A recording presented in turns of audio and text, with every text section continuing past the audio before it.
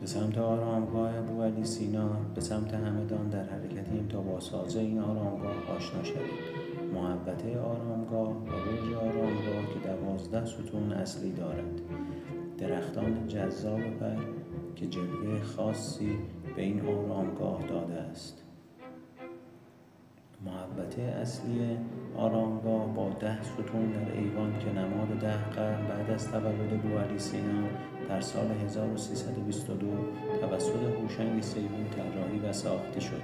برج اصلی با 12 ستون به ارتفاع حدود 29 متر ساخته شد که مقبره نمادینی زیر این برج واقع است. 12 ستون برج که نماد 12 علومی است که ابوعلی در آنها تسلط داشت.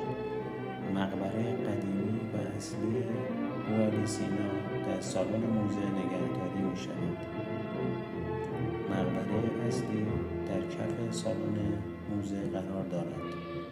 12 ستون که به صورت بتون مسلح و یکپارچه اجرا شده است، ستون‌های اصلی این برج را تشکیل داده است.